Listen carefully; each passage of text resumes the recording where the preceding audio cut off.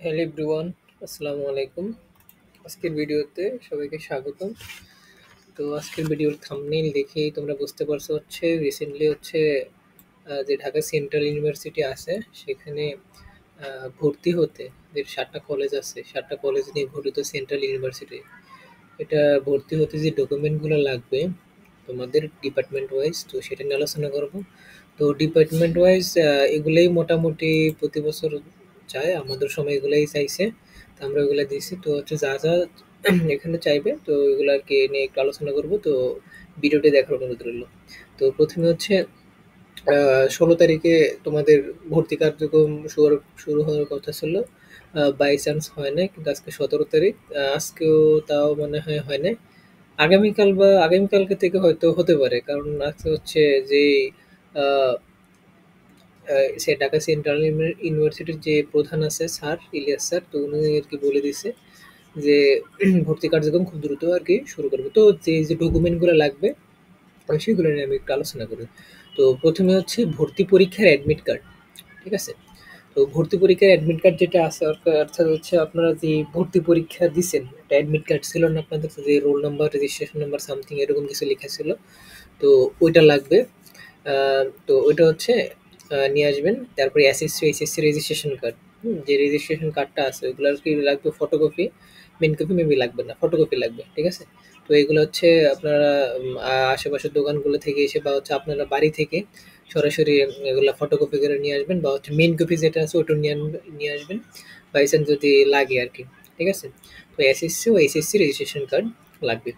তারপর হচ্ছে এসএসসি ও এইচএসসি প্রবেশপত্র, ঠিক আছে? যেটা তাও অ্যাডমিট কার্ড যেটা আছে ওটাও লাগবে, ঠিক আছে? ওটা নিয়ে আসবেন। তারপরে শিক্ষার্থীর জন্ম সনদ বা হচ্ছে এনআইডি কার্ড, ঠিক আছে? জন্ম নিবন্ধনের কার্ড যেটা আছে ওইটা, বা হচ্ছে আপনার যে ভোটার আইডি কার্ড বা এনআইডি কার্ড, ওটা ফটোকপি তাও লাগবে। ওকে। এরপর হচ্ছে শিক্ষার্থীর বাবা ও মায়ের এনআইডি কার্ড লাগবে, অর্থাৎ আপনার যে বাবা মার যে এনআইডি কার্ড আছে ওটার ফটোকপি লাগবে, ঠিক আছে? সব কিছু ব্যবস্থা করে নিয়ে আসবেন। এরপর হচ্ছে ছাড়পত্র বিষয়ক মনোনয়নপত্র বা অ্যালোকেশন ডাউনলোড লগ ইন করার পর ওয়েবসাইটে পাওয়া যায়। এটা হচ্ছে আপনারা হচ্ছে লগ ইন করার পরে ওই যে আপনারা হচ্ছে কি ওই বিষয়ভিত্তিক যেটা চয়েস দিছিলেন, ঠিক আছে? তো ওইটা আর কি ডাউনলোড করে নিয়ে আসবেন। যেমন হচ্ছে ঢাকা কলেজ যে সময় আসছিল, বা হচ্ছে আপনার ইডেন কলেজ যে সময় আসছিল, বা এক কলেজ থেকে আরেক কলেজ মাইগ্রেশনের সময় যেই যে আর কি ডকুমেন্টটা আসলো, পিডিএফটা, ওটা আর কি নিয়ে আসবেন, ঠিক আছে? ওকে। তারপর হচ্ছে এসএসসি এইচএসসির মূল ট্রান্সক্রিপ্ট বা মার্কশিট, ঠিক আছে? এটা হচ্ছে তাও আপনার যে রোল নাম্বার বা রেজিস্ট্রেশন নাম্বার এসএসসি এসএসসি এটা দিয়ে, দোকানদার থেকে যদি না থাকে তাহলে হচ্ছে দোকানে গিয়ে আপনার রোল রেজিস্ট্রেশন এবং কোন সালে এসএসসি এসএসসি পরীক্ষা দিছেন, তো ওই পরীক্ষার হচ্ছে এই ট্রান্সক্রিপ্টটা আর কি ডাউনলোড করে তারপর আর কি নিয়ে আসবেন।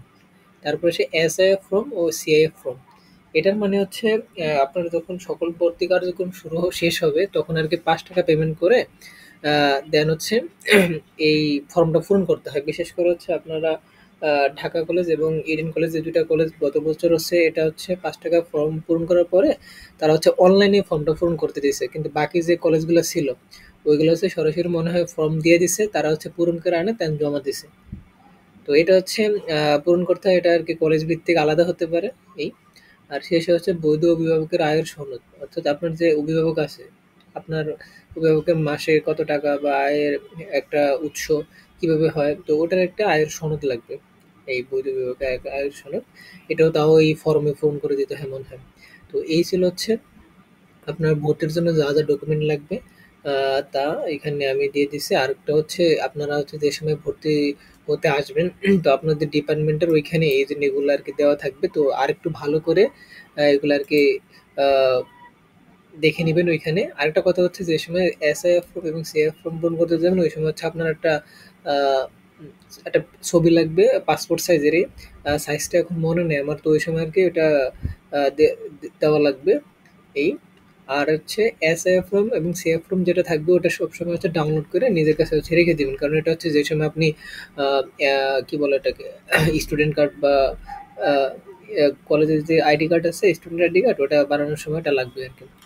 আছে? তো এই হচ্ছে আজকের আলোচনা। তো পরবর্তীতে যদি কোনো আপডেট থাকে আমি কি ক্লাসে জানিয়ে দিব।